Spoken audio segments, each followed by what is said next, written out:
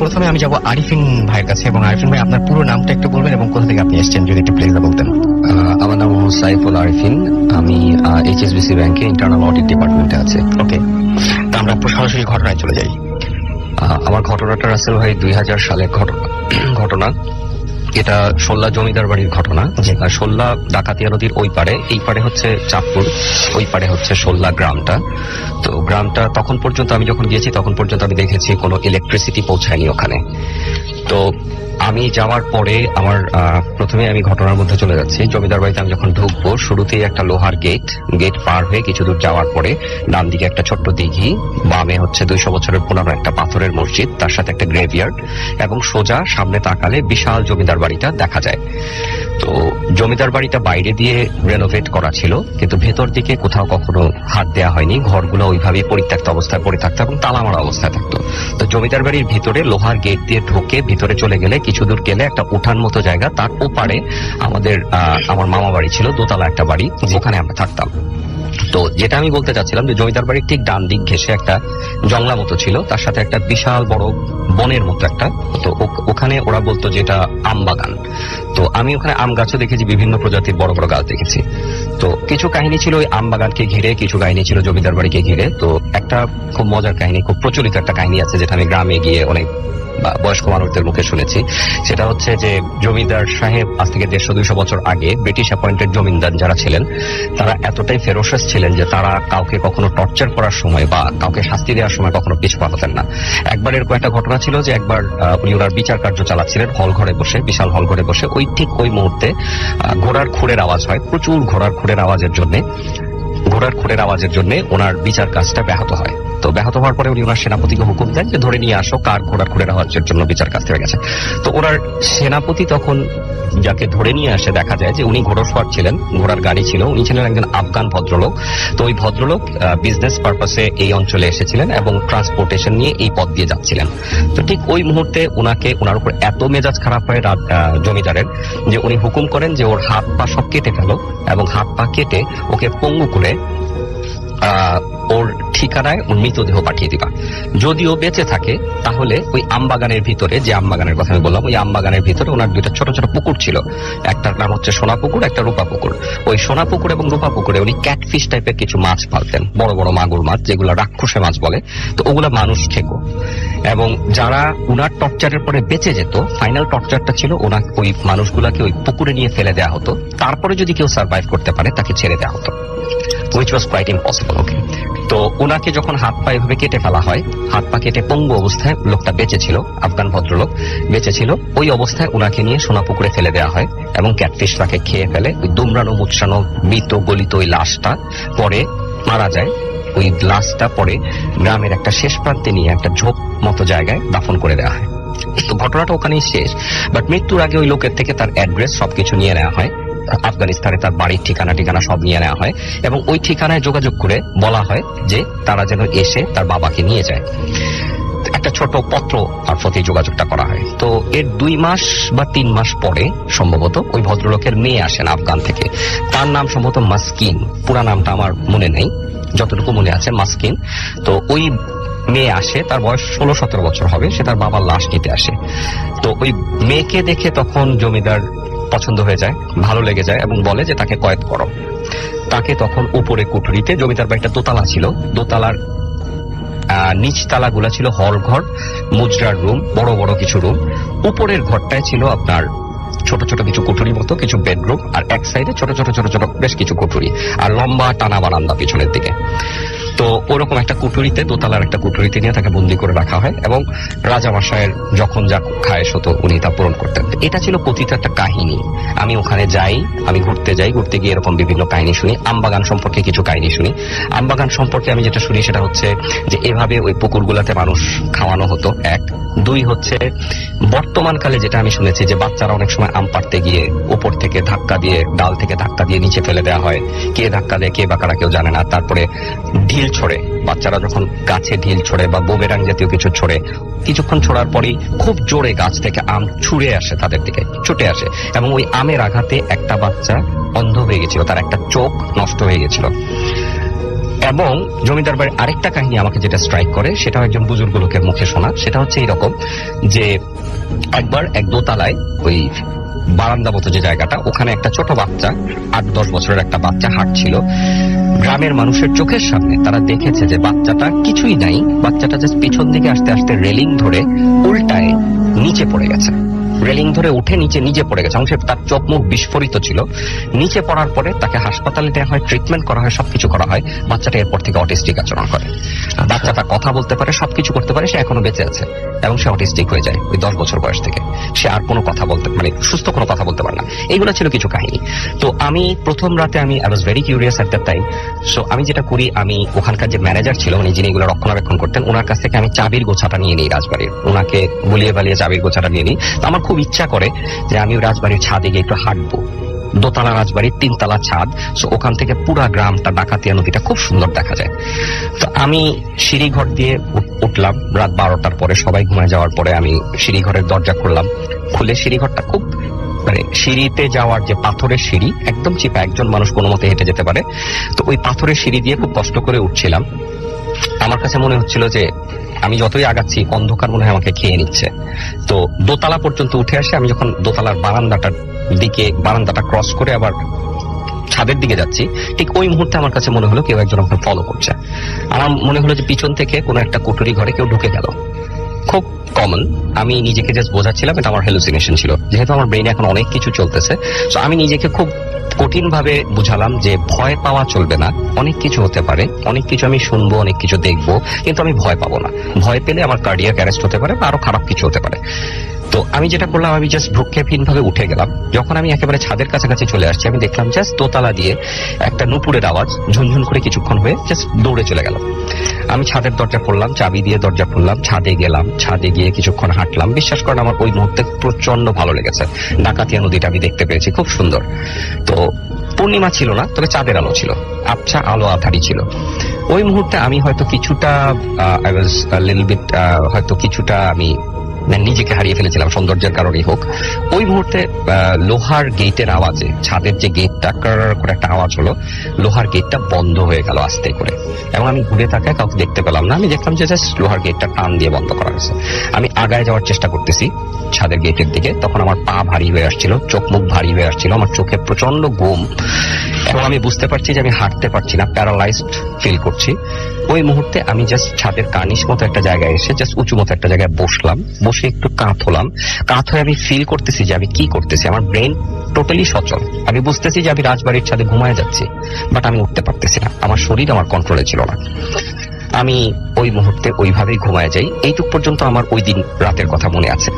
তারপর পরদিন আমার সেলিম ভাই ম্যানেজারের প্রচন্ড চিৎকারে আমার ঘুম ভাঙে। উনি আমাকে ডাকছেন খুব জোরে জোরে জোরে জোরে। তো আমি ওনার ডাকে উঠে উনি বলে যে আপনি ছাদে এসে ঘুমায় আছেন, এটা কি ব্যাপার?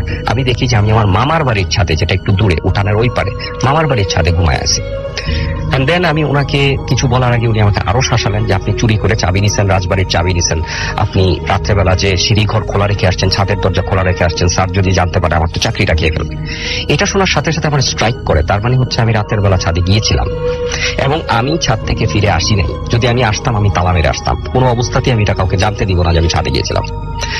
সো ওইটা আমার মনের ভিতর থেকে যায়। ওই দিন, তারপর দিন আমি নর্মাল থাকি। ভর দুপুরে যখন সবাই আবার ঘুমায় যায়, ভর দুপুরে 3টার দিকে আমি আমবাগানে যাই। আমবাগানে গিয়ে হাঁটতে থাকি, মনে মনে খুঁজতে থাকি যে সেই সোনা পুকুর রূপা পুকুরের কাহিনী আমি শুনেছিলাম। খুঁজতে থাকি কিছুক্ষণ হাঁটা চলার পরে আমি হঠাৎ সেই নুপুরের আওয়াজটা পাই, যেটা আমি আগের দিন রাতে পেয়েছি, এবং আওয়াজটা আমার এত পরিচিত যে আমি জাস্ট চোখ বন্ধ করলে মনে হয় ফিল করতে পারি। তো আমার ডান দিক থেকে আওয়াজটা আসছিল, আমি আওয়াজটা ফলো করি। বেশ কিছু দূর যাওয়ার পর আমার মনে হয় আমার বাম দিক থেকে কেউ একজন হেঁটে চলে যাচ্ছে, পায়ের শব্দ পাচ্ছি আমি জঙ্গলের মধ্যে। আমি আবার বামে যাই।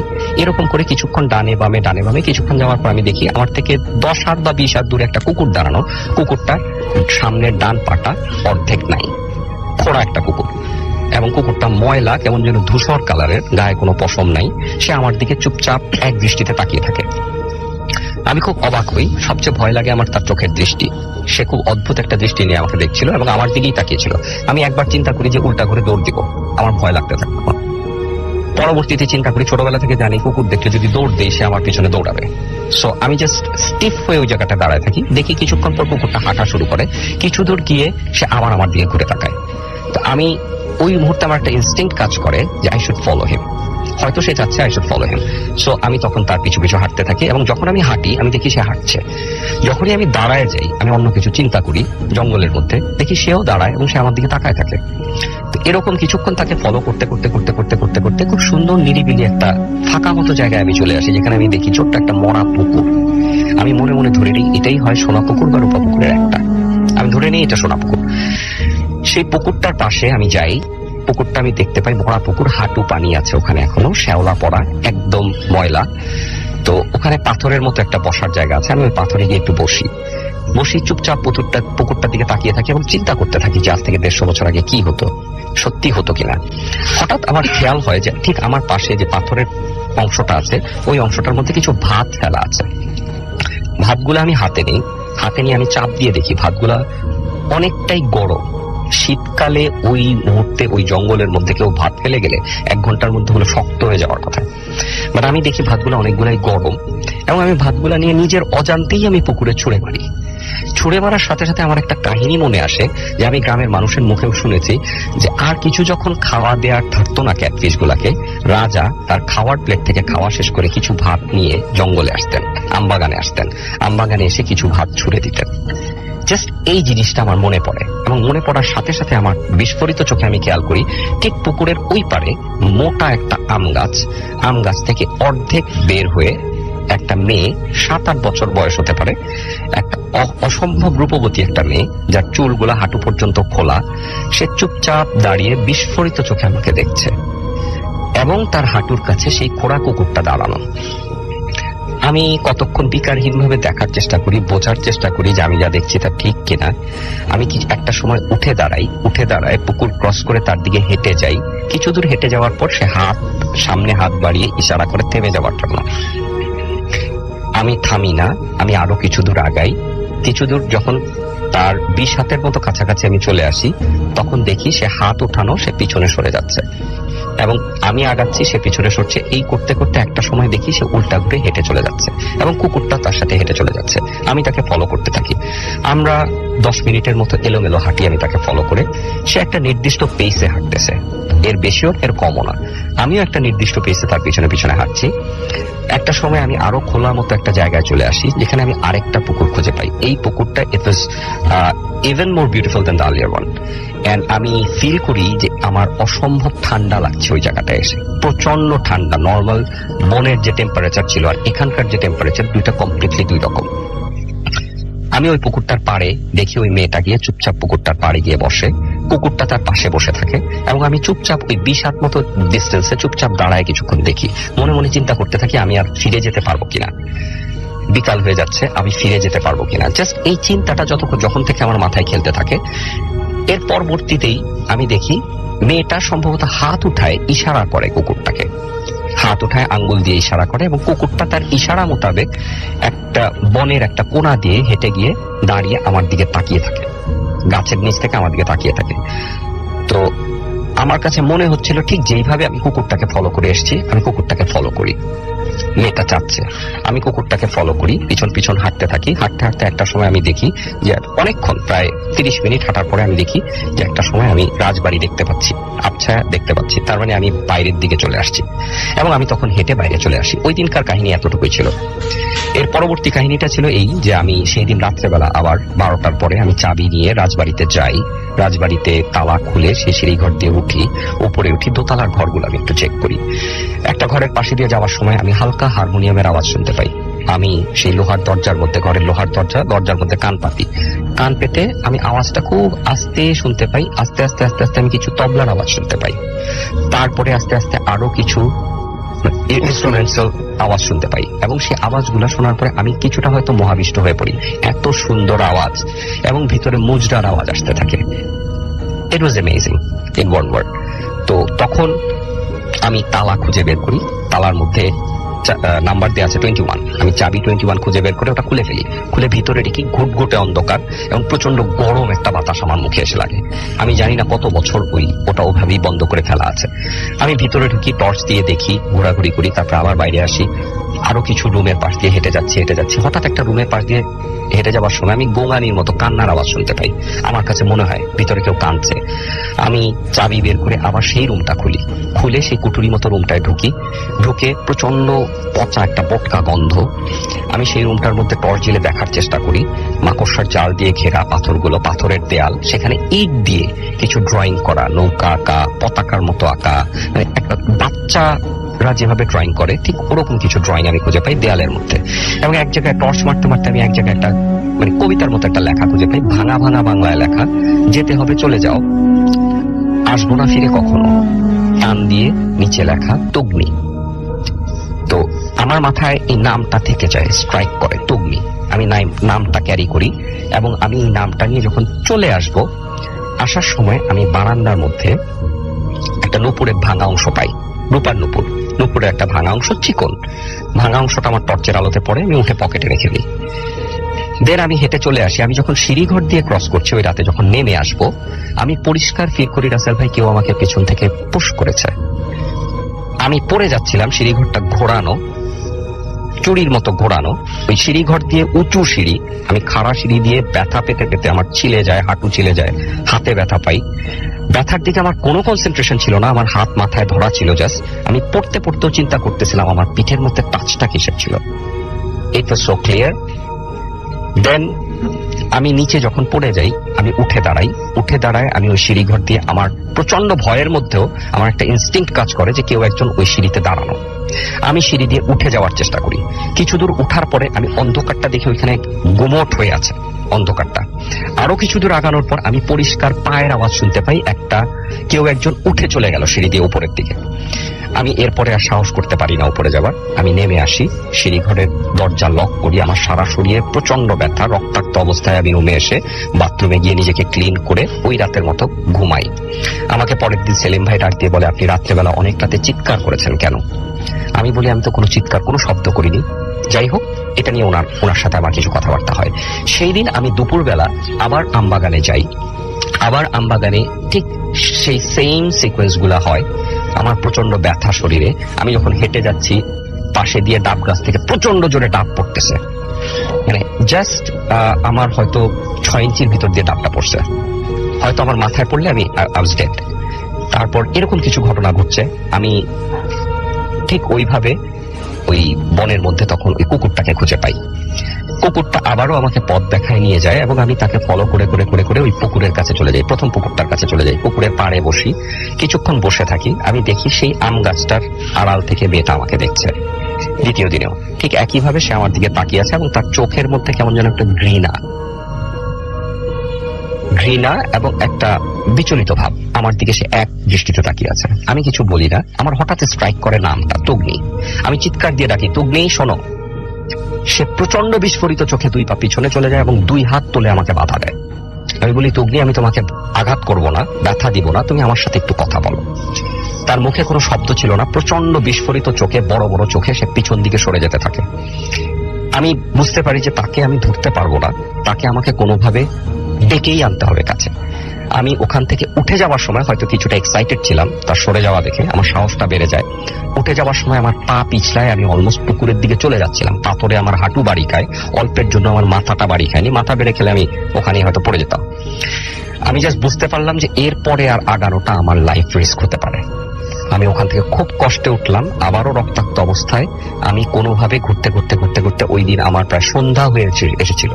আমি পথ খুঁজে পাচ্ছিলাম না। আমি যেখান দিয়ে বের হয়েছি সেটা ছিল একদম গ্রামের অন্য একটা প্রান্ত। সেই প্রান্ত দিয়ে বের হয়ে আমি কষ্ট করে ঘুরে রাত্রেবেলা বাসায় আসি এবং আমার সারা শরীর রক্তাক্ত থাকে।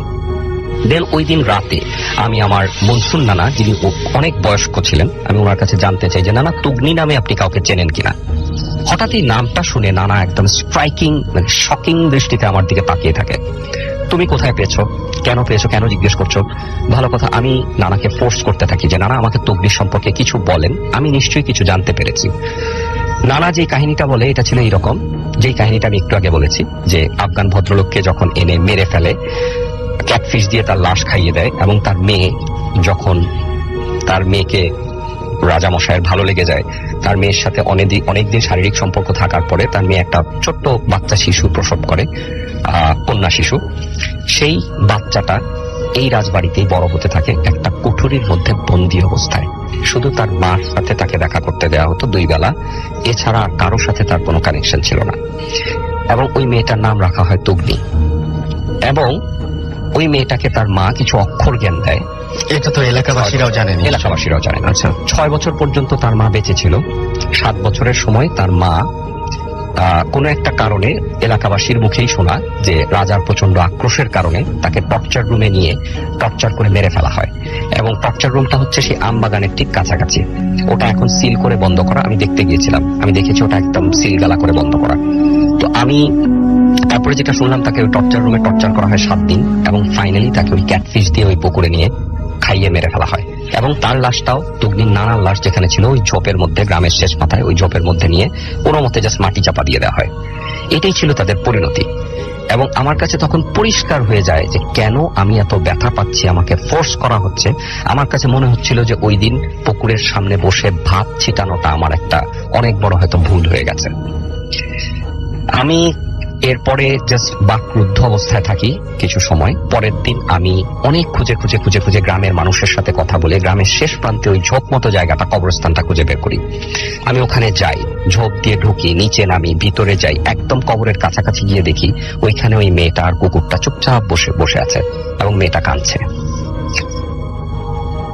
আমি হয়তোবা এরকম একটা ধারণা আমার ছিল যে আমি তাকে ওখানে পাবো বা দেখবো। আমি ওখানে বসি, কিছু সময় বসি, আমি আয়াতুল কুরসি পড়ি, দুরূদ শরীফ পড়ি, আমি কবরটা জিয়ারত করি, 2টো কবরই, এবং আমি কবর 2টা পরিষ্কার দেখতে পাই। ওখানে তৃতীয় আর একটা কবর ছিল ছোট, সেটাও আমি দেখতে পাই। আমি প্রত্যেকটা কবর জিয়ারত করি। আমি অনেকক্ষণ, আমার প্রচন্ড কষ্ট হচ্ছিল তখন মেয়েটার জন্য। আমার কাছে মনে হচ্ছিল যে সে আমাকে যতই আঘাত করুক, আমার খুব ইচ্ছা হচ্ছিল আমি যদি একটু তাকে ধরে আদর করে দিতে পারতাম, মাথায় একটু হাত বুলিয়ে দিতে পারতাম, বা অ্যাটলিস্ট তার জন্য আমি কিছু করতে পারতাম। আমার পক্ষে কিছু করা সম্ভব ছিল না। আমি জাস্ট কিছুক্ষণ, আমার চোখ দিয়ে পানি পড়লো চুপচাপ। আমি উঠে চলে আসছিলাম, বিকাল হয়ে সন্ধ্যা হয়ে যাচ্ছিল। উঠে চলে আসার সময় আমি একবার তার দিকে পিছন ফিরে তাকালাম, দেখলাম সে হাত দিয়ে আমাকে ইশারা করছে এবং তার হাতটা আমার দিকে ওয়েভ করা। এবং আমি চুপচাপ তার দিকে দেখে আমার চোখ দিয়ে প্রচন্ড পানি আসতেছিল, আমি নিজেকে ধরে রাখতে পারতেছিলাম মেয়েটাকে দেখে। আমি উঠে চলে আসলাম, ওই দিনের মতো আমি উঠে চলে আসি।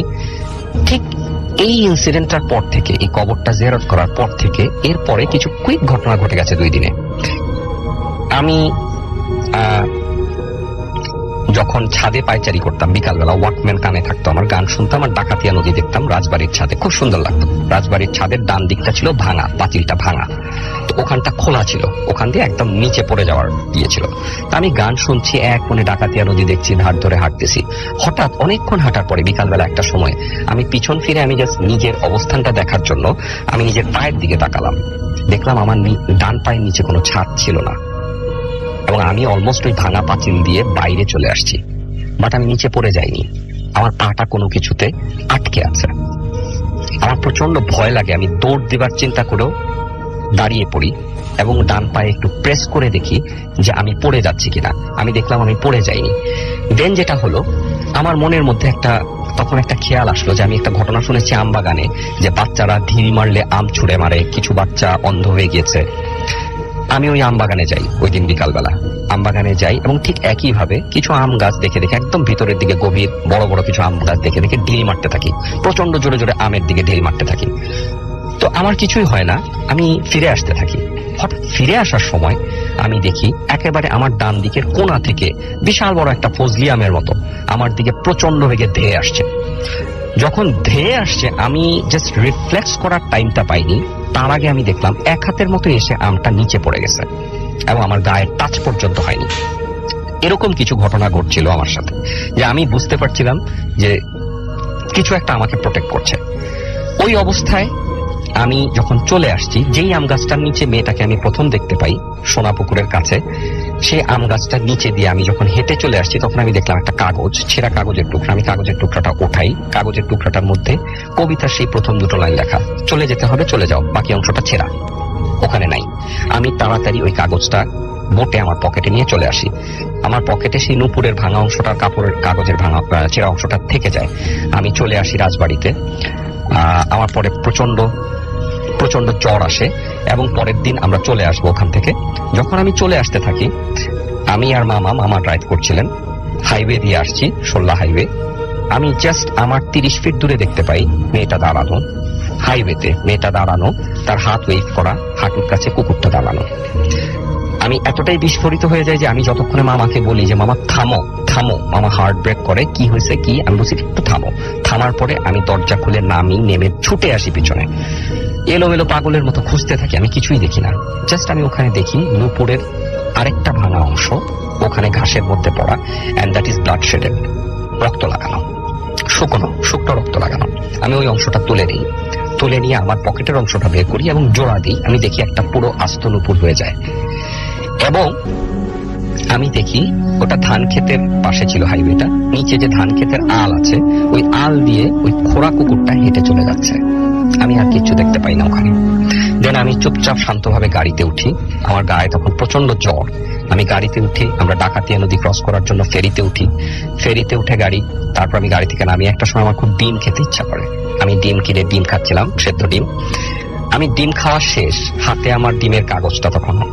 আমি জাস্ট হাসতে থাকি, কাগজটার মধ্যে লেখা ফিরে আসবো না কখনো, টান দিয়ে তুগনি।